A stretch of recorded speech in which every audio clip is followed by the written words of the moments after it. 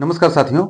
आज चर्चा करेंगे उत्तर प्रदेश बोर्ड द्वारा जो हिंदी माध्यम से पूछा गया जीव विज्ञान का प्रश्न है उसके बारे में आज चर्चा करेंगे। तो यह कोड मैं अंकित कर देता हूं। दिनांक 23 फरवरी को यह परीक्षा हुई है, तो मैं दिनांक लिख देता हूं पहले। दिनांक 23 फरवरी 2026 का यह पेपर है। तो पेपर है किसका? जीव विज्ञान का। जीव विज्ञान, और इसका जो कोड है 348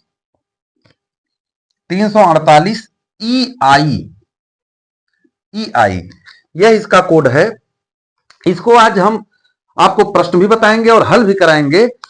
चलिए आइए देर ना करते हुए हम तुरंत शुरू करते हैं, बहुविकल्पी प्रश्न की ओर बढ़ते हैं। तो पहला प्रश्न है सही विकल्प चुनकर अपनी उत्तर पुस्तिका में लिखिए। यानी यह बहुविकल्पी प्रश्न है।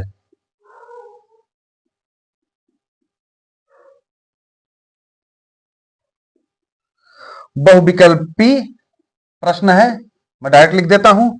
तो इसमें क की तरफ बढ़ेंगे। पहला प्रश्न है कि दवाओं या शराब की नियमित खुराक अचानक बंद करने के कारण क्या होता है। यानी अगर कोई व्यक्ति शराब पी रहा है, लिखा है दवाओं या शराब की नियमित खुराक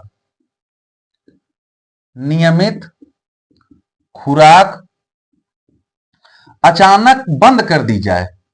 अचानक बंद करने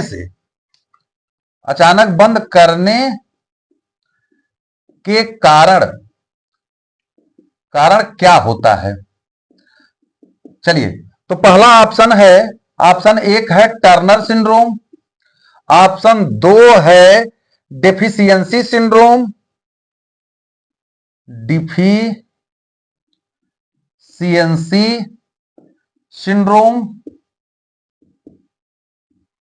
ऑप्शन 3 है विथड्रावल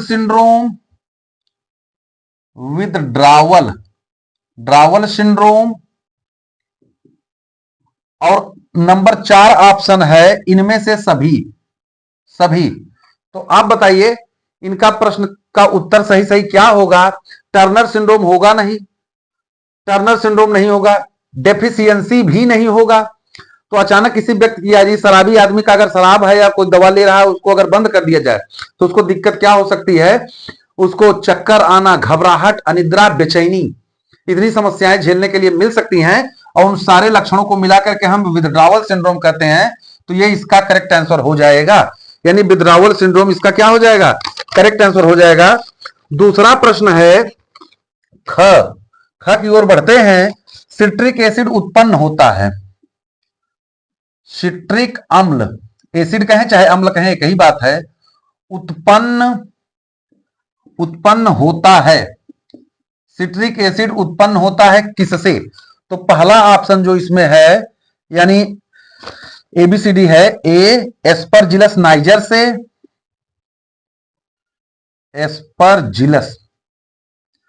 एस्परजिलस निगर लिखा है तो हम लोग नाइजर बोल देते हैं, एस्परजिलस नाइजर से। बी क्लास्ट्रीडियम ब्यूटाइलिकम से, क्लास्ट्रीडियम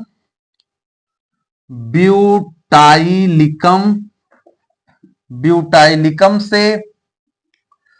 तीसरा है एसिटोबैक्टर एसीटी से, एसिटोबैक्टर एसीटी से। चौथा ऑप्शन है ट्राइकोडर्मा पॉलीस्पोरम से, ट्राइकोडर्मा पॉलीस्पोरम, पोली लिखा है कोई बात नहीं, पोलीस्पोरम से। तो किससे होगा बताइए आप लोग? सिट्रिक एसिड उत्पन्न होता किससे? एस्परजिलस नाइगर से। देर ना करते हुए हम डायरेक्ट आपको बता देते हैं। नेक्स्ट है, अगला प्रश्न है क ख हो गया, ग की तरफ बढ़ते हैं। निम्नलिखित कथनों में परजीविता को कौन स्पष्ट करता है? मैं हाफ कर रहा हूं। परजीविता को कौन स्पष्ट करता है? स्पष्ट करता है यानी निम्नलिखित में से कौन परजीवी है? ऑप्शन पहला है, इसमें एक जीव का लाभ होता है, एक जीव का लाभ। ऑप्शन ब है, दोनों का लाभ, दोनों जीव का लाभ। ऑप्शन सी है, दोनों की हानि, दोनों की हानि। ऑप्शन डी है, न तो किसी का लाभ न किसी की हानि, न लाभ न हानि, न किसी का लाभ न किसी की हानि। देखिए परजीविता क्या है कि एक जीव दूसरे जीव के ऊपर चिपक करके उससे भोजन ग्रहण करेगा, खींचेगा, लेगा और दूसरा जीवित होना चाहिए। तो जैसे जोंक का और अन्य पशुओं का संबंध, हमारे सर में जूं का हमारा संबंध, मच्छर का जीवों का संबंध, पशुओं के शरीर में जो किलनियां हैं, टिक्स एंड माइट्स होते हैं, उनका और पशुओं का संबंध। तो क्या हो रहा है, ये जू क्या है, हमारे शरीर से चिपक करके हमसे खून चूस रहे हैं। जो क्या है, अन्य पशुओं से चिपक करके खून चूस रहा है। तो एक का तो लाभ हो रहा है, जो खून चूस रहा है उसका लाभ, और जिसका चूसा जा रहा है उसकी तो हानि है। तो इसमें करेक्ट आंसर क्या होगा, एक जीव का लाभ होता है। तो ये इसका हो जाएगा करेक्ट आंसर। आइए घ की तरफ बढ़ते हैं, प्रश्न संख्या घ की तरफ बढ़ते हैं। घ की तरफ बढ़ते हैं, देखते हैं घ है, निम्नलिखित में से कौन सार्वभौमिक कूट कहा जाता है? किसको सार्वभौमिक कूट कहा जाता है?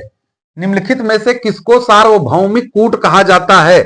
ऑप्शन है, ऑप्शन देखिए, पहला ऑप्शन है ए, दूसरा ऑप्शन है सी, तीसरा ऑप्शन है जी और चौथा ऑप्शन है यू। हालांकि सार्वभौमिक कूट जो होता है वह AUG होता है, AUG अनुपस्थित है, तो हम करेक्ट आंसर यू को लगाएंगे। आइए अब हम अगले नेक्स्ट क्वेश्चन की ओर बढ़ते हैं। तो अब हमारा चलेगा लघु उत्तरी प्रश्न। कौन सा प्रश्न चलेगा? लघु उत्तरी प्रश्न। अभी क्या था, अभी था बहुविकल्पीय प्रश्न। अब क्या आ रहा है, अब आ रहा है अति लघु उत्तरीय प्रश्न। अति लघु उत्तरीय प्रश्न। पहला ही प्रश्न इसमें है क है, यानी दूसरा प्रश्न पहला तो हो गया, दूसरे प्रश्न का क है, क्लोनिंग क्या है? क्लोनिंग क्या है? तो चलिए बताइए क्लोनिंग क्या है।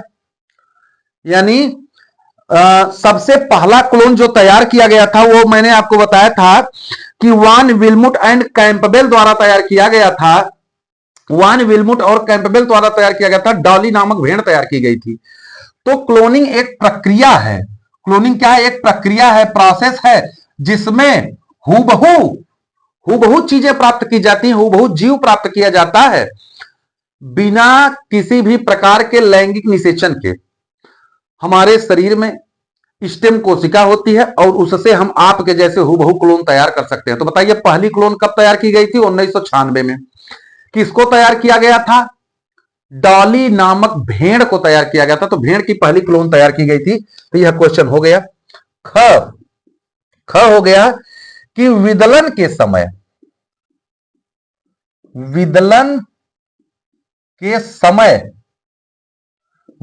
समय किस प्रकार का कोशिका विभाजन होता है? विदलन के समय किस प्रकार का कोशिका विभाजन होता है? चलिए देखिए, निषेचन हमारे संपूर्ण शरीर में बेटा समसूत्री विभाजन होता है। स्पर्म के फॉर्मेशन को स्पर्मेटोजेनेसिस कहते हैं, शुक्र जनन कहते हैं, और अंडाणु के निर्माण को अंड जनन या ऊजेनेसिस कहा जाता है। तो ऐसे कंडीशन में विदलन के समय, विदलन क्या है? जब बेटा शुक्राणु और अंडाणु दोनों आपस में मिलते हैं तो मिलने की क्रिया को हम निषेचन कहते हैं। मिलने की क्रिया क्या कहते हैं? निषेचन कहते हैं। जब ये मिले शुक्राणु और अंडाणु, और मिलने की क्रिया मानव में कहां होती है? फैलोपियन ट्यूब में, अंडवाहिनी में होती है। अब मिल गए, निषेचन हो गया, तो क्या बन गया? 2n। ये भी n था, ये n था, 2n बन गया। इसको हम बेटा जाइगोट कहते हैं। क्या कहते हैं? जाइगोट कहते हैं, युग्मनज, युग्मनज कहते हैं। अब इसमें जो विभाजन होगा, जिससे भ्रूण बनेगा, बच्चा बनेगा, हमारा आपका शरीर बन जाएगा, उसमें जो विभाजन होता है उसी को हम विदलन कहते हैं, क्लीवेज कहते हैं। तो क्लीवेज के समय पर समसूत्री विभाजन होता है। इसका बस यही उत्तर है। इसमें कौन सा विभाजन होता है? समसूत्री विभाजन होता है। और समसूत्री विभाजन में क्या होता है? एक कोशिका से डायरेक्ट दो कोशिका बनती है, और दोनों हूबहू आपस में समान होगी या पितृ से समान होगी, यानी माता पिता वाली कोशिका, इसको मदर सेल कहा जाता है, मातृ कोशिका कहा जाता है, इससे हूबहू समान होगा। तो कौन सा विभाजन होता है? चलिए बताइए आप। समसूत्री विभाजन होता है। चलिए अगले प्रश्न की तरफ बढ़ते हैं। ग प्रश्न है, उन गैसों का नाम दीजिए, उन गैसों का नाम दीजिए जो एस.एल. मिलर द्वारा, देखिए उस गैस का, बस इतना पूछा है, उस गैस का नाम बताइए जो एस.एल. Miller, SL. मिलर द्वारा प्रयोग किया गया था, उपयोग में लाई गई थी, उपयोग में ली गई थी। चलिए यह प्रश्न कहां से है? यह प्रश्न आपके विकास से है। चैप्टर विकास जो है इवोल्यूशन से है। यानी किसने बताया? देखिए ए.आई. ओपेरिन एक साइंटिस्ट थे, उन्होंने बताया कि पृथ्वी का निर्माण ऐसे ऐसे ऐसे हुआ, इन चीजों से मिलकर के हुआ। उसी बात को स्टैनले मिलर, इसका पूरा नाम क्या होगा? स्टैनले मिलर ने प्रयोगशाला में सिद्ध किया। और उन्होंने किस गैस को लिया? देखिए आप इस प्रकार का स्ट्रक्चर देखे होंगे कि यहां 5 किलो का एक फ्लास्क लगाया गया, यहां से गैस को बाहर निकालने के लिए इस प्रकार, अंदर ठंडा करने के लिए इस प्रकार से लगाया गया। फिर यहां यू आकार का ट्यूब बनाया गया था, यू आकार का ट्यूब बनाया गया। यहां एक छोटा गोला था, यहां नीचे आग लगाई गई थी, फिर इनसे वाष्प निकलने की व्यवस्था बनाई गई थी। और यहां पर दो प्रकार के, यानी प्लस और माइनस, इस प्रकार से इलेक्ट्रोड लगाए गए थे। यहां चिंगारी पैदा की गई थी, इसको कहते हैं स्पार्क डिस्चार्ज अपरेटस। क्या कहते हैं? स्पार्क डिस्चार्ज अपरेटस, चिंगारी विमुक्ति उपकरण। तो चिंगारी विमुक्ति उपकरण में उन्होंने, मेरा एक ट्रिक है देखो, कि इन्होंने माह को लिया। किसको लिया? माह को लिया। माह से बेटा मीथेन, माह से मीथेन, और ए से बेटा अमोनिया, ए से अमोनिया, और एच से हाइड्रोजन। एच से क्या हुआ? हाइड्रोजन। तो उन्होंने इस गैस को लिया था। और अनुपात क्या था? हालांकि अनुपात पूछा नहीं है प्रश्न में, लेकिन जान लीजिए 2:1:2 के अनुपात में इनको लिया था। चलिए तो यह भी प्रश्न हो गया। अब चलते हैं हम अगले प्रश्न की ओर बढ़ते हैं। अगले प्रश्न की ओर बढ़ते हैं। अगला प्रश्न हमारा है, किन्हीं दो जैव विविधता हॉटस्पॉट के नाम, दो जैव विविधता हॉट स्पॉट के नाम बताइए। तो केवल नाम लिखना है। आपको मैं 3-4 बता दूंगा।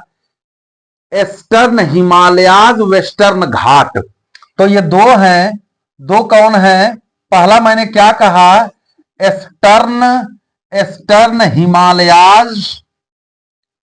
हिमालयाज, और दूसरा क्या बताया? वेस्टर्न घाट, वेस्टर्न घाट। तो ये दो नाम तो आपका हो गया। एक तो और जान लो, सुंदरलैंड, सुंदरलैंड। एक और जान लीजिए, इंडो बर्मा रीजन। तो 4 हो गए मान लीजिए, लेकिन 2 ही पूछा है। अगला प्रश्न है अंगा, हालांकि मैं अंकित करना भूल गया, कोई बात नहीं। स्पोरोपोलैनिन क्या है? स्पोरोपोलैनिन पोलैनिन क्या है, बताइए स्पोरोपोलैनिन क्या है। तो आप परागकण जानते होंगे, परागकण में दो परत होती है, अंदर वाली परत को इंटाइन कहते हैं और बाहर वाली परत को इग्जाइन कहते हैं। इग्जाइन और इंटाइन ये दो परत होती है। तो इग्जाइन वाली परत जो होती है वह स्पोरोपोलैनिन नामक पदार्थ से बनी होती है। यह बहुत हार्ड होता है, बाहर की तरफ से कठोर होता है, यह ताप के प्रति, प्रकाश के प्रति, जल के प्रति अति संवेदनशील होता है। तो ये कहां पाया जाता है स्पोरोपोलैनिन नाम का पदार्थ? ये एक प्रकार का केमिकल है जो परागकण, किसके पास? जो परागकण के बाहरी आवरण पर पाया जाता है। अब हम अगले प्रश्न की तरफ देखेंगे, लघु उत्तरी प्रश्न है। आइए अब हम जानते हैं कि लघु उत्तरी प्रश्न, तो अब हम शुरुआत करते हैं लघु उत्तरीय प्रश्न। तो इसमें यानी अब यह तीसरा प्रश्न शुरू हो रहा है। इसमें क पूछ रहा है मेंडलीय विकार क्या है। मेंडलीय विकार क्या है, बताइए मेंडलीय विकार क्या है? जब हमारे शरीर में किसी पर्टिकुलर जीन द्वारा कोई गड़बड़ी हो जाए और उससे जब रोग होता है तो उसे मेंडलीय विकार कहते हैं। यानी हमारे शरीर में जीन की गड़बड़ी, एक पर्टिकुलर जीन की गड़बड़ी से क्या क्या हो सकता है? आप पढ़े होंगे अल्केप्टोन्यूरिया, आप पढ़े होंगे फिनाइल कीटोन्यूरिया, एल्बेनिज्म, ये सब मैं रोग का नाम बोल रहा हूं, albinism, sickle cell anaemia. Sickle cell anaemia में क्या होता है? जीन की गड़बड़ी के द्वारा हीमोग्लोबिन कर्व आकार की हो जाती है, हंसियाकार रुधिराणु, हंसियाकार रुधिराणु, ये हंसिया के आकार का हीमोग्लोबिन हो जाता है। और ऐसे हीमोग्लोबिन में ऑक्सीजन को परिवहन करने की क्षमता नहीं होती और व्यक्ति अगर हल्का काम करता है तो जी सकता है, लेकिन बहुत कठिन काम करेगा, मेहनत वाला काम करेगा तो मर जाएगा। तो मेंडलीय विकार क्या है? जब किसी हमारे एक जीन की गड़बड़ी के कारण हमारे शरीर में जो रोग उत्पन्न होते हैं। ख पर चलते हैं। ख, कार्बनिक खेती पर टिप्पणी लिखिए। कार्बनिक खेती पर टिप्पणी, कार्बनिक खेती पर टिप्पणी लिखिए। तो कार्बनिक खेती किसे कहते हैं? इसे ऑर्गेनिक फार्मिंग भी कहा जाता है। इसमें उर्वरक का प्रयोग बहुत कम किया जाता है। देखिए खाद और उर्वरक में अंतर है। खाद क्या होती है? एक हरी खाद होती है। खाद में यानी इसमें हरी खाद का प्रयोग किया जाएगा और इसके बाद कंपोस्ट खाद का प्रयोग किया जाएगा और एक वर्मी कंपोस्ट खाद का प्रयोग किया जाएगा। वर्मी कंपोस्ट यानी इसमें एक शब्द है उर्वरक, मैं भी इनको बता रहा हूं, तो हरी खाद किसे कहते हैं? आप ढैंचा वगैरह देखे होंगे। लिग्यूमिनेसी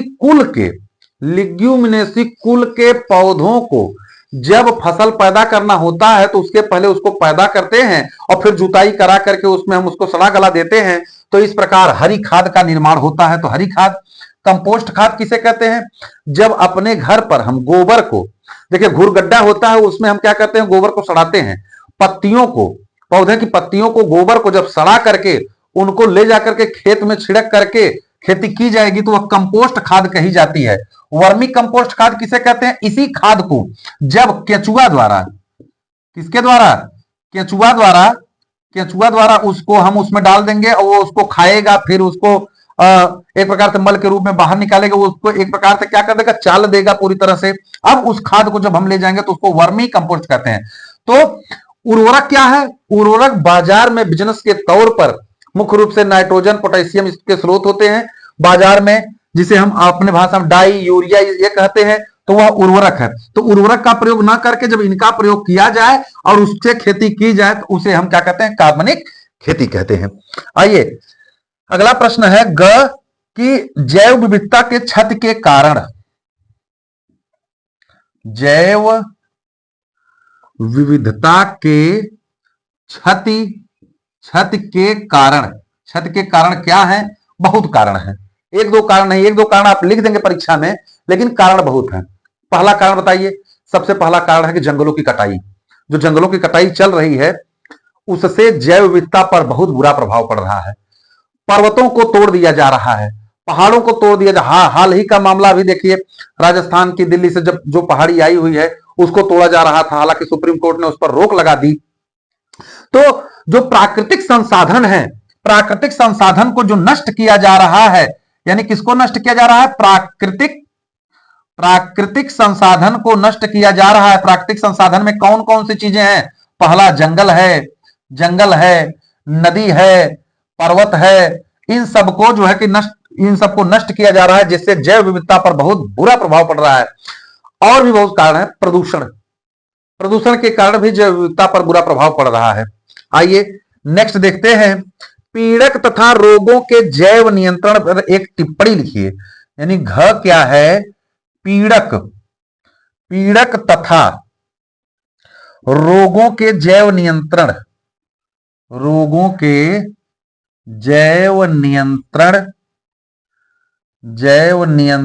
पर टिप्पणी लिखिए। तो पीड़क और रोगों के जैव नियंत्रण कैसे इसको नियंत्रित किया जा सकता है? बैक्टीरिया के द्वारा, कवक के द्वारा। जैव नियंत्रण, देखिए शब्द क्या है? जैव नियंत्रण, यानी किसी जीव के द्वारा उसको कंट्रोल किया जाएगा, रोग को कंट्रोल किया जाएगा। इसमें सबसे अच्छा जो उदाहरण है वो ट्राइकोडर्मा, आप सुने होंगे, कवक, ट्राइकोडर्मा। और आप सुने होंगे बीटी का फुल फॉर्म क्या है? बैसिलस थूरिनजेनेसिस। क्या फुल फॉर्म है? बैसिलस थूरिनजेनेसिस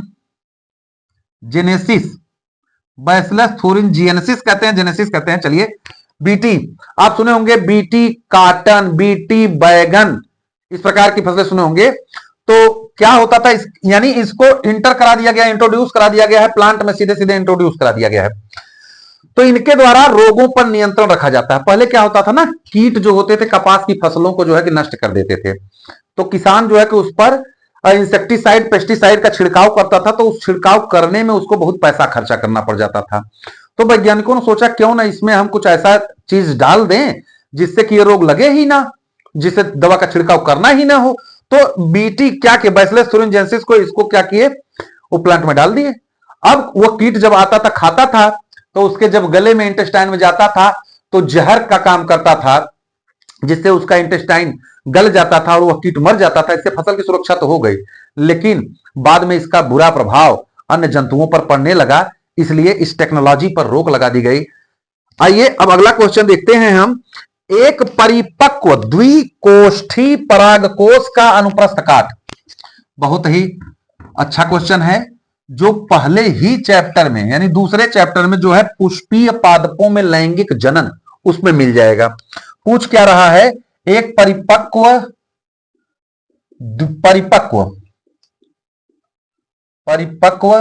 द्विकोष्ठी परागकोश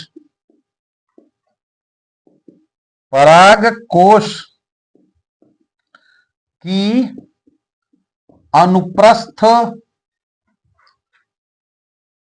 अनुप्रस्थ काट। देखिए, अनुप्रस्थ काट, परागकोश क्या होता है पहले यही जानिए। तो फूल में 4 चक्र होते हैं। फूल में कितने चक्र होते हैं? 4 चक्र होते हैं। देखिए, तो ये क्या है? पुष्पासन। ये क्या है? बाह्य दलपुंज। ये क्या है? दलपुंज। ये क्या है?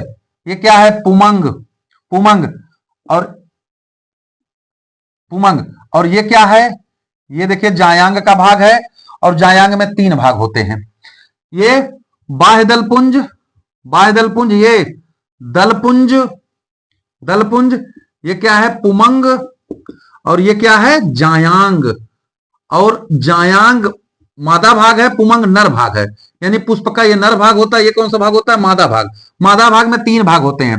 ये अंडाशय होता है, अंडाशय। ये क्या है? वर्तिका। और ये क्या है? वर्तिकाग्र। ये वर्तिकाग्र। देखिए, तो तीनों भाग मिलाकर के जाएंगे। इसके अंदर क्या होता है? बीजांड। हम उसकी चर्चा नहीं करेंगे, हम इसको बाहर निकाल रहे हैं। बाहर जब निकालेंगे, देखिए, तो ये द्विकोष्ठी, तो जब हम इसको देखेंगे तो ये देखिए इस प्रकार की संरचना इसकी होती है। ये इसकी कुछ इस प्रकार संरचना होती है, द्विकोष्ठी होता है। अब जब हम इसको काटेंगे, देखिए काटेंगे तो यहां पर स्ट्रक्चर कुछ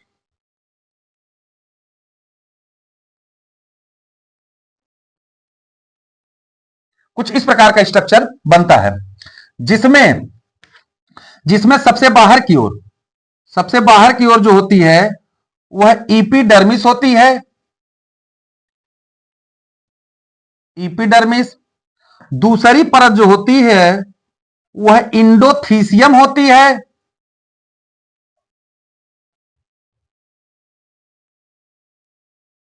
इंडोथीसियम होती है।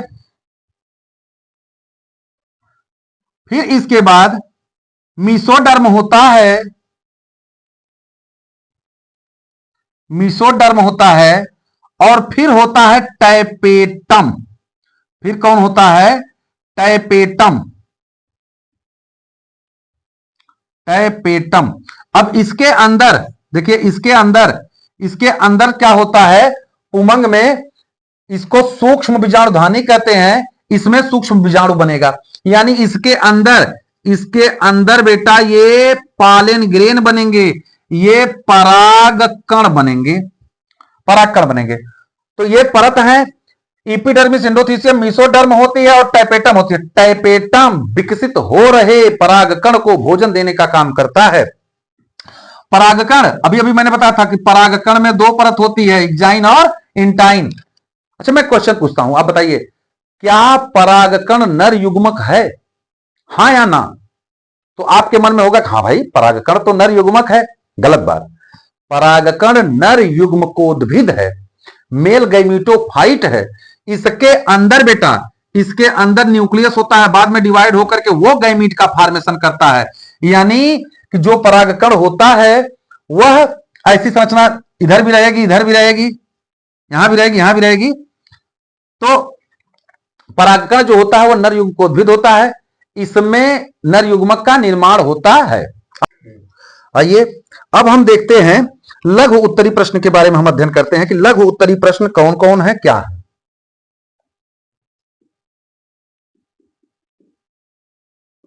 लघु उत्तरी प्रश्न, तो लघु उत्तरी प्रश्न में पहला है, यानी नंबर ये 4 हो गया। नंबर 4 का क कौन सा है? पर परागण का महत्व लिखिए। पर परागण का महत्व, चलिए पर परागण का महत्व बताइए। देखिए, मान लीजिए दो प्रकार के पौधे हैं, एक लंबा पौधा है, एक बौना पौधा है। अगर बौने पौधे में मान लीजिए स्वपरागण, अपने से अगर वो परागित होता है, उसके नर युग्मक और मादा युग्मक उसी के फूल के लगातार उसमें मिल रहे हैं, तो उससे तो बच्चा हमेशा बौने ही प्रजाति का पैदा होगा। लंबे वाले का अगर परागण हो रहा है तो लंबे वाले का हमेशा लंबा पौधा पैदा होगा। लेकिन अगर बौने पौधे में हमें सुधार कराना है तो पर परागण होना बहुत जरूरी है। तो क्या क्या इसके महत्व हैं? पहली बात, जीन में सुधार हो जाएगा। दूसरी बात, पोषक तत्वों की बढ़ोतरी हो जाएगी, यानी दूसरे के पोषक तत्व आ जाएंगे। तीसरी बात कि हम हाइब्रिड पौधा प्राप्त कर लेंगे। तो ये सारे इनके लाभ हैं। दूसरा ख प्रश्न है, जल परागित पादपों पर संक्षिप्त टिप्पणी लिखिए। यानी जल परागित पौधे, यानी वाटर पॉलिनेशन। कौन? Water pollination. Water pollination, water pollination का क्या अर्थ है कि जब किसी का परागकण वर्तिकाग्र तक, स्टिग्मा तक, with the help of water, जल के द्वारा पहुंचे तो उसे जल परागण कहते हैं। और किसी का परागकण अगर हवा के द्वारा वर्तिकाग्र तक पहुंच रहा है तो वायु परागण, किसी अन्य जंतु के द्वारा जा रहा है जंतु परागण, तो कीट के द्वारा जा रहा है कीट परागण। तो इस प्रकार से वेलिसनेरिया और हाइड्रिला, नेरिया, हाइड्रिला, थोड़ा सा हिंदी लिखने में समस्या हो रही है, हाइड्रिला, जोस्टेरा, ये पौधे हैं, इनमें वाटर पॉलिनेशन होता है, जल के द्वारा परागण होता है। अगला क्वेश्चन देखते हैं, बंध्यकरण पर विस्तृत विवरण लिखिए। बंध्यकरण पर विस्तृत विवरण, बंधकरण पर विवरण लिखिए। तो बंधकरण क्या है? देखिए, परिवार नियोजन के लिए, परिवार नियोजन के लिए यह उपयोग किया जाता है पुरुषों में। देखिए, पुरुषों में,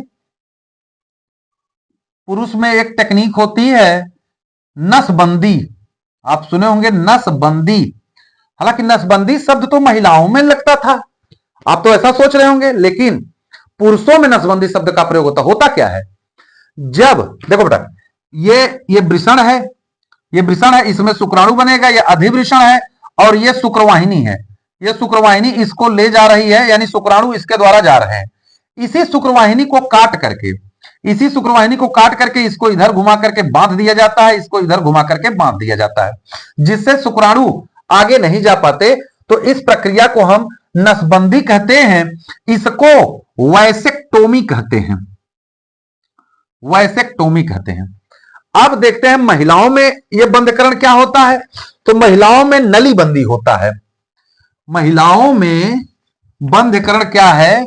महिलाओं में इसको नलीबंदी कहते हैं, यानी महिला में नलीबंदी है, नलीबंदी, यानी नलीबंदी को हम अंग्रेजी में ट्यूबेक्टोमी कहते हैं। ट्यूबेक्टोमी ये है क्या? देखिए, यह यूटेरस होता है, यह गर्भाशय है, और इससे अंडाशय जुड़ा हुआ है। कौन जुड़ा हुआ है? अंडाशय, ओवरी जुड़ी हुई है। अब देखिए, यह अंडाशय है, तो अंडाशय से ग्रैफियन पुटका कोशिका से क्या निकलता है? निकलता है ओवम, अंडाणु। ये ओवम है, अंडाणु है। तो जब इसको फैलोपियन ट्यूब कहते हैं, ओविडक्ट कहते हैं, अंडवाहिनी कहते हैं। फैलोपियन ट्यूब, ओविडक्ट, अंडवाहिनी। तो इसको जब काट करके बांधा जाता है यहां ऑपरेशन द्वारा, तो महिलाओं में, तो इसको शब्द दिया जाता है कि यह नलीबंदी कराया जाता है। हालांकि ग्रामीण एरिया में नसबंदी इसको ही समझते हैं, यह गलत है। इसको नलीबंदी कहते हैं, जिससे ओवम आगे जा नहीं पाएगा और निषेचन की क्रिया हो नहीं पाएगी। तो बंधकरण की यह तकनीकी है। अगला प्रश्न घ है। घ प्रश्न है, जनन स्वास्थ्य की कार्य नीतियों पर, जनन स्वास्थ्य की कार्य नीतियों का वर्णन कीजिए। जनन स्वास्थ्य की कार्य नीतियों का वर्णन कीजिए। तो जनन स्वास्थ्य क्या है? लोगों तक जनन से संबंधित जानकारी को पहुंचाना, यानी जनन क्या है इसकी जानकारी को लोगों तक पहुंचाना, समाज तक पहुंचाना, समाज में पहुंचाना। किससे संबंधित जानकारी को? जनन से संबंधित जानकारी को, जनन स्वास्थ्य से संबंधित जानकारी को समाज तक पहुंचाना है इसका जो मुख्य नीति है। आप सुने होंगे हम दो हमारे दो, हम दो हमारे दो, यानी हमारे दो ही बच्चे हो, दो ही संतान हो, छोटा परिवार सुखी परिवार। आजकल शहरों में लोग नारा अपना रहे हैं हम दो हमारा एक। ऐसा ना हो कि आप कहीं हम दो हमारे 10 का नारा अपना ले, ऐसा ना कीजिएगा। हम दो हमारे दो कर लीजिएगा, या तो हम दो हमारे एक कर लीजिएगा, क्योंकि जनन स्वास्थ्य बता रहा है कि छोटा परिवार सुखी परिवार, छोटा परिवार सुखी परिवार, इसके बारे में सभी लोगों को जानकारी हो जाए। इसका उद्देश्य यह है, इसकी नीति यह है। देखिए, अगर कम परिवार रहेगा अच्छी शिक्षा उसको मिल पाएगी। अब मान लीजिए कि आप 1 किलो आम लेकर आए, 4 आम उसमें मिला, पाव पाव के आम हैं, मान लीजिए 4 आम मिला, और हम दो हमारे दो रहेंगे तो एक एक तो खा लेंगे, और पता चला हम दो हमारे 10 हैं, तो उसी आम में टुकड़े का टुकड़ा करते चले जाएंगे, तो यह दिक्कत हो जाएगी बेटा। छोटा परिवार सुखी परिवार। लोगों तक एसटीडी के बारे में जानकारी हो जाए। What is STD? Sexual transmitted disease. इसका फुल फॉर्म क्या है बेटा? सेक्सुअल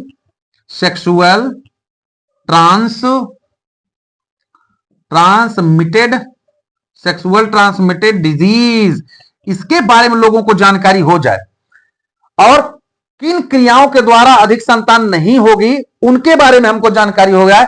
मार्केट में तमाम चीजें उपलब्ध हैं, जैसे गर्भ निरोधक गोलियों के बारे में सही जानकारी हो जाए, गर्भ निरोधक गोली के बारे में सही जानकारी हो जाए, कब इसका सेवन करना है कब नहीं, कंडोम का उपयोग करना आ जाए, किस प्रकार से इसका उपयोग करेंगे। कापर टी एक शब्द है, कापर टी का कैसे उपयोग करेंगे। और रोक लगी है किस पर बताइए, एक और टेक्नोलॉजी थी उस पर रोक लगी है बेटा, जिसका नाम था एमनियोसेंटेसिस। एमनियोसेंटेसिस, एमनियोसेंटेसिस क्या है।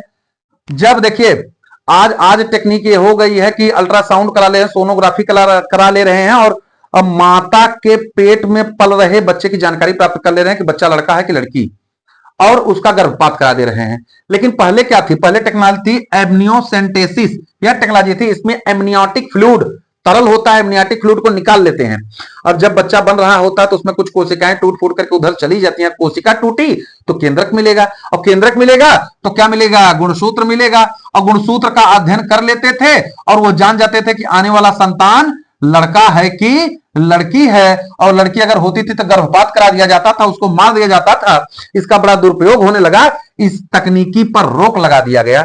आइए अब जान गए होंगे जनन स्वास्थ्य की कार्य नीतियां क्या हैं, लोगों तक जनन से संबंधित जानकारी पहुंच जाए। यानी और कक्षा में जनन से संबंधित जो चैप्टर हैं, जो विषय हैं, उनको जोड़ा जाए ताकि बच्चों को भी जानकारी उससे संबंधित हो जाए। आइए अब पांचवा प्रश्न देखते हैं, इसी में जुड़ा हुआ है पांचवा प्रश्न।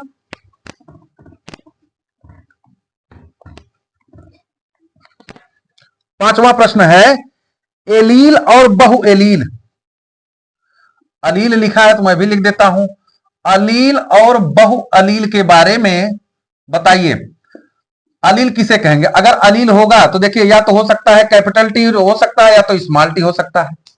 लेकिन बहु एलील क्या हो सकते हैं, आप मल्टीपल एलिलिज्म पढ़े होंगे हमारे ब्लड में कौन कौन आई ए, आई बी और आई ओ ये निर्धारित करते हैं ब्लड ग्रुप को। यानी बहु एलील, एलील क्या है, कम संख्या में है, और यह क्या है, बहुत अधिक संख्या में है। जब किसी लक्षणों को एक जीन मिलकर के कंट्रोल कर रहा है तो उसको एलील कर रहे हैं, और जब बहुत सारे जीन मिलकर के कंट्रोल कर रहे हैं तो उसे बहु एलील कर रहे हैं। अंतरण आरएनए को संक्षेप में बताइए। अंतरण आरएनए को देखिए क्या कहते हैं हम, ट्रांसफर आरएनए। ये लिखा है हिंदी मीडियम से हम बता रहे हैं। अंतरण आरएनए को बताइए। अंतरण आरएनए का मतलब है बेटा टी आरएनए। कौन आरएनए, टी आरएनए। तो आरएनए कितने प्रकार के होते हैं, M RNA, R RNA, T RNA, messenger RNA, ribosomal RNA, transfer RNA. तो इसको हम और क्या कहते हैं, ट्रांसफर आरएनए। ये क्या करता है, देखिए नियम क्या है कि हमारे शरीर में डीएनए से आरएनए बनता है, एमआरएनए बनता है, और आरएनए से क्या बनता है, प्रोटीन बनता है। तो जब प्रोटीन बनने वाला होता है एमआरएनए पर, तो ट्रांसफर आरएनए क्या करता है, किसी विशेष अमीनो अम्ल को पकड़ करके ला करके वहां पहुंचाता है। तो ये कार्य है टीआरएनए का। अगला क्वेश्चन है ग, विकास क्या है। अगला क्वेश्चन है विकास क्या है। तो विकास एक सतत चलने वाली प्रक्रिया है। मैं अंग्रेजी में एक लाइन बोलता हूं, उसी में सब हो जाएगा, descent with modification. Descent with modification यानी मैं परिभाषित कर रहा हूं, लिखेंगे तो ज्यादा समय लगेगा। सतत होने वाला वह क्रमिक परिवर्तन, सतत माने लगातार होने वाला वह क्रमिक परिवर्तन जिसके परिणाम स्वरूप पूर्व काल के सरलतम जीवों से आधुनिक काल के जटिलतम जीवों का निर्माण होता है, विकास कहलाता है। विकास के दो प्रमाण लिखिए, दो प्रमाण देना है। तो दो प्रमाण में सीधे सीधे समरूप अंग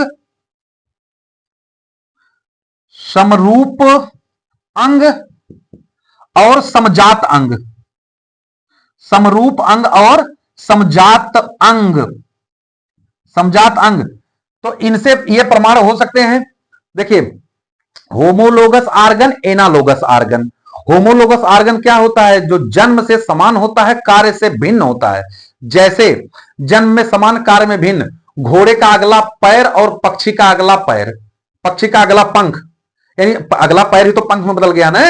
दोनों जन्म से कशेरुकी हैं, कशेरुकी प्राणी, रीढ़ वाले प्राणी हैं, लेकिन एक का काम है उड़ना, एक का काम है दौड़ना। एक है एनालोगस आर्गन। एनालोगस आर्गन का क्या मतलब होता है? जन्म से भिन्न कार्य में एक, जैसे मधुमक्खी का पंख और पक्षी का पंख जन्म से भिन्न है। वो अकशेरुकी है, पक्षी कशेरुकी है, लेकिन दोनों का काम क्या है? उड़ना, उड़ने में मदद करते थे। एनालोगस आर्गन हो गया। विडाल परीक्षण से आप क्या समझते हैं? वर्णन कीजिए। तो बताइए विडाल टेस्ट किसके लिए होता है?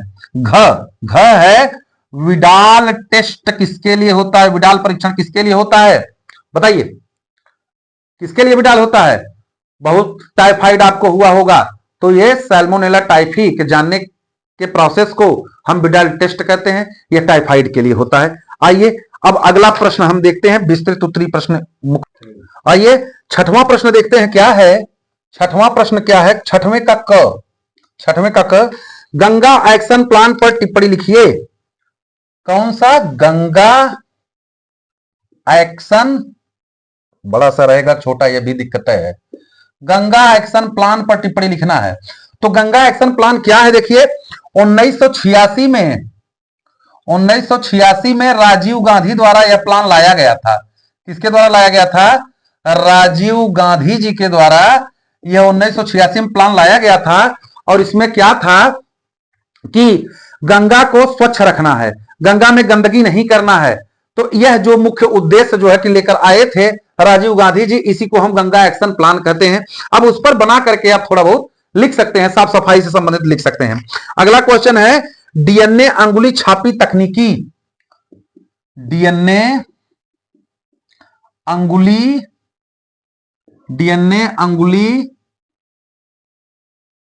छापी तकनीकी, यानी हम सीधे सीधे कह दें यह डीएनए फिंगरप्रिंटिंग की बात कर रहा है। डीएनए फिंगर प्रिंटिंग क्या है इसके बारे में बताना है। देखो डीएनए फिंगरप्रिंटिंग के जन्मदाता कौन है? Alex Jeffrey. विश्व के डीएनए फिंगरप्रिंटिंग जन्मदाता कौन है? Alex Jeffrey. और भारतीय कौन है? प्रोफेसर लालजी सिंह। और मैं बड़ा सौभाग्यशाली हूं कि ऐसे व्यक्ति का, ऐसे महान वैज्ञानिक का पैर छूने का मुझे अवसर प्रदान हुआ, तो मैं अपने आप को बड़ा सौभाग्यशाली इस मामले में मानता हूं। देखिए भारतीय कौन है? प्रोफेसर लालजी सिंह, जौनपुर के निवासी थे। डीएनए अंगुली छापी क्या थी? देखो पहले क्या होता था, फिल्मों में आपने देखा होगा कि बंदूक या चाकू है और मर्डर हो जाता था तो पुलिस उसको रुमाल से उठाती थी, यानी हाथ के निशान, अंगुली के निशान उस पर पड़ जाते थे। तो इसमें बड़ा धोखाधड़ी होने लगा और लोग तब डीएनए को मानने लगे, इस पर नहीं विचार किए। क्या है?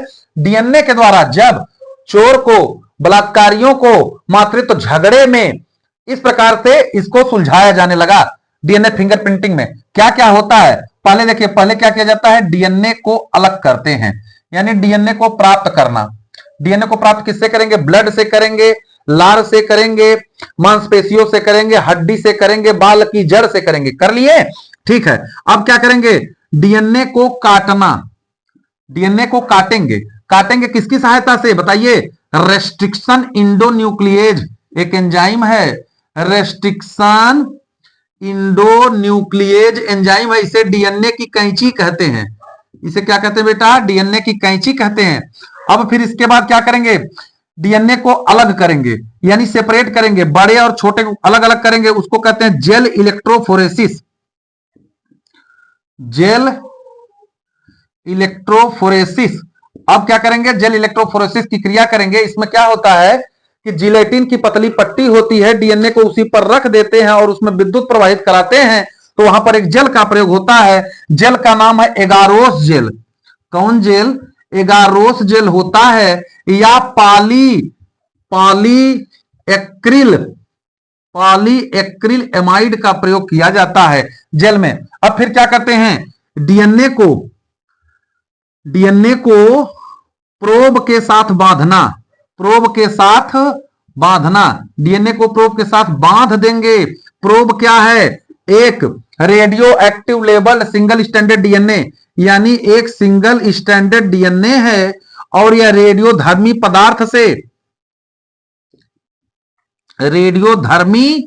पदार्थ से इसको जोड़ा गया है इसी प्रोब के कारण। अब क्या करेंगे? इसके साथ बांध दिए, अब उसको ले जाकर के हम एक्सरे पर देखेंगे। तो अगर प्रोब नहीं होता तो प्रोब क्यों रेडियोधर्मी पदार्थ जोड़ा गया? चमकने के लिए। यानी जब उसको जोड़ दिया जाएगा तो वो चमकेगा और काली और सफेद पट्टियों का डीएनए में समूह आएगा, काली और सफेद पट्टियों का क्रम आएगा और इसी को हम क्या कहते हैं, डीएनए फिंगरप्रिंटिंग कहते हैं। आइए अगला क्वेश्चन देखते हैं क्या है, आप पीड़क प्रतिरोधी पौधे किस प्रकार से उत्पन्न करेंगे। नेक्स्ट क्वेश्चन है ग कि पीड़क प्रतिरोधी पौधा किस प्रकार से उत्पन्न करेंगे। पीड़क प्रतिरोधी पौधा किस प्रकार से उत्पन्न करना है, तो आप अभी अभी कुछ टाइम पहले पढ़े थे, जैव प्रौद्योगिकी के माध्यम से, किसके माध्यम से, जैव प्रौद्योगिकी यानी बायोटेक्नोलॉजी के माध्यम से, बायोटेक्नोलॉजी के माध्यम से हम देखिए अभी कुछ टाइम पहले पढ़ा था ना आपने, बीटी को उसमें इंटर करा दिया जाएगा, इंट्रोड्यूस करा दिया जाएगा। तो इस प्रकार से हम किसी भी यानी पौधे में हम किसी जीन को इंट्रोड्यूस करा देंगे, वो उसमें जा करके पीड़क प्रतिरोधी बना देगा पौधे को, जिससे पौधे में रोग नहीं लगेगा। आइए अगला क्वेश्चन है घ कह रहा है कि लाइकेन में किस प्रकार की समष्टि पारस्परिक क्रिया पाई जाती है, वर्णन कीजिए। तो लाइकेन में किस प्रकार की समष्टि पारस्परिक क्रिया, समष्टि पारस्परिक क्रिया पाई जाती है, वर्णन कीजिए। तो पहले बताओ लाइकेन क्या है। लाइकेन बेटा कवक और शैवाल से मिलकर के बना हुआ एक पौधा है, कवक और शैवाल से मिलकर के बना हुआ एक पौधा है, जिसमें ये दोनों मिलकर के एक पौधा बनाते हैं लाइकेन।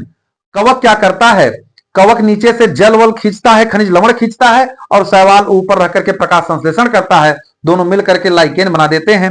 इसमें किस प्रकार की क्रिया होती है बेटा, तो देखो दोनों साथ साथ रह रहे हैं और दोनों का फायदा हो रहा है, तो इसको हम म्यूचुअलिज्म कहते हैं। क्या कहते हैं, म्यूचुअलिज्म, यानी एक प्रकार का सहजीविता हो गया। क्या हो गया, सहजीविता प्रदर्शित कर रहा है, यानी सहजीवी हो गए, दोनों साथ साथ रहते हैं और दोनों यानी एक पौधे ए का भी और बी का भी, दोनों का कैसा रिस्पांस आ रहा है, ए का भी प्लस बी का भी प्लस, दोनों का प्लस प्लस। अभी आप परजीविता पढ़े थे, परजीविता में एक का प्लस होता है और एक का माइनस होता है, यानी एक का घाटा होता है, एक का प्लस होता है। आइए हम आगे बढ़ते हैं और अगला प्रश्न देखते हैं। नेक्स्ट प्रश्न हमारा रहेगा विस्तृत उत्तरी प्रश्न। आइए देखिए 7वां क्वेश्चन क्या कह रहा है, जनसंख्या अस्थायीकरण पर निबंध लिखिए। जनसंख्या अस्थायीकरण पर निबंध लिखिए। जनसंख्या अस्थायीकरण क्या है, देखिए जहां पर जनसंख्या मतलब जनसंख्या का ऐसा विकास हो जब जन्म दर यानी नेटेलिटी और मृत्यु दर यानी मोर्टेलिटी समान हो जाए, यानी समान हो जाए, दोनों एक दूसरे के बराबर हो जाए, तो उसे हम जनसंख्या अस्थायीकरण कहते हैं। यानी जनसंख्या अस्थायी हो गई है, न ही यहां बढ़ने वाली दर है, न ही यहां मरने वाली दर है, तो यह जीरो पर दर्शा रहा है। पॉपुलेशन ग्रोथ क्या हो रही है, वह जीरो है। उसी में है अथवा करके प्रश्न है कि पौधे से प्राप्त की जाने वाली 2 ड्रगों का विस्तृत वर्णन कीजिए। तो पौधे से प्राप्त होने वाली किन्हीं 2 दवाओं के बारे में अध्ययन करना है, वर्णन करना है। तो आप पढ़े होंगे कोकेन के बारे में पढ़े होंगे, मार्फिन के बारे में पढ़े होंगे। मार्फिन के बारे में मैं हिंट दे रहा हूं, इतना समय नहीं है कि पूरा लिख पाऊं। और इसके बाद आप कुनैन के बारे में पढ़े होंगे, कुनैन, इन सब दवाओं के बारे में पढ़े होंगे, कोकेन, मार्फिन, ये दवाएं। आइए अगला देखते हैं, मानव एवं मधुमक्खी में लिंग निर्धारण कैसा होता है। अगला क्वेश्चन है 8वां, मानव तथा मधुमक्खी में लिंग निर्धारण। अच्छा लिंग निर्धारण है क्या, पहला क्वेश्चन, लिंग निर्धारण है क्या। लिंग निर्धारण एक वह प्रक्रिया है जिसमें यानी गुणसूत्र के माध्यम से ही हम पता लगा लेते हैं कि आने वाला संतान लड़का होगा कि लड़की होगा। तो मानव में लिंग निर्धारण क्या होता है, XY टाइप का होता है, यानी इसमें XX मादा होती है और XY क्या होता है, XY नर होता है। यानी अगर यक्ष के साथ यक्ष मिला तो महिला पैदा होगी, लड़की पैदा होगी, और यक्ष के साथ वाई मिला तो लड़का पैदा होगा। अब मधुमक्खी में लिंग निर्धारण देखिए, मधुमक्खी में कुछ अलग प्रकार का लिंग निर्धारण होता है। जो मादा होती है, मादा यानी रानी मक्खी, रानी मक्खी हो गई, और जो इसके साथ ड्रोन होता है वह तो निषेचित अंडे से पैदा होता है, निषेचित अंडे से पैदा होता है। लेकिन जो नर होता है वह अनिषेचित अंडे से पैदा होता है, अनिषेचित अंडे से पैदा होता है। आइए अब हम देखते हैं नेक्स्ट क्वेश्चन क्या है। नेक्स्ट क्वेश्चन की बात करते हैं। 8वें का प्रश्न नंबर 8 का अथवा वाला है। देखिए प्रश्न नंबर 8 में आपने देखा मधुमक्खी एवं मानव में लिंग निर्धारण। 8 का अथवा वाला क्वेश्चन है। अथवा पूछ रहा है कि प्राथमिक उत्पादकता क्या है, प्राथमिक उत्पादकता क्या है। देखिए पौधे सूर्य के प्रकाश में कार्बन डाइऑक्साइड और जल लेकर अपना भोजन स्वयं बना देते हैं, तो ये तो उत्पादकता हो गई। अब कुल कितना ऊर्जा बनाए हैं, देखो एक होता है net primary productivity, net primary माने प्राथमिक, नेट प्राइमरी प्रोडक्टिविटी,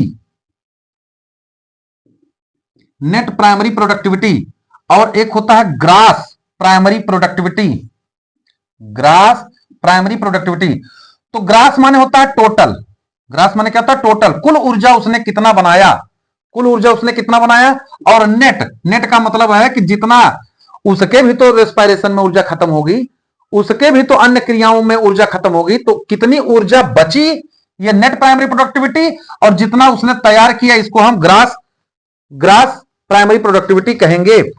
अगला है हमारा प्रश्न, 9वां प्रश्न है।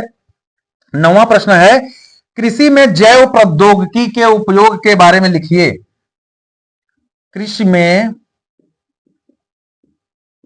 जैव प्रौद्योगिकी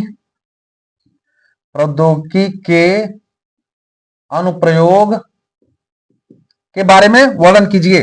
तो कृषि में जैव प्रौद्योगिकी का क्या उपयोग है। देखिए बहुत सारे उपयोग हैं जैव प्रौद्योगिकी का कृषि में। पौधे को यानी पहले तो हाइब्रिड तैयार कर देना, हाइब्रिड तैयार कर देगा। दूसरा पौधे में ऐसा जीन का प्रवेश करा देगा, जीन का प्रवेश करा देगा कि पौधा रोग से मुक्त हो जाएगा। पौधा किससे मुक्त हो जाएगा, रोग से मुक्त हो जाएगा। पौधे में क्लोनिंग हो जाएगी, क्लोनिंग तैयार कर देगा, क्लोनिंग विधि आ जाएगी। पौधे में ऐसा भी हो सकता है कि खनिज तत्वों, पोषक तत्वों की मात्रा बहुत बढ़ जाए, पोषक तत्वों की मात्रा बहुत बढ़ जाए। देखिए जो जो आप सोच सकते हैं, क्या ये भी पौधे में हो सकता है, हाँ ये भी पौधे में हो सकता है।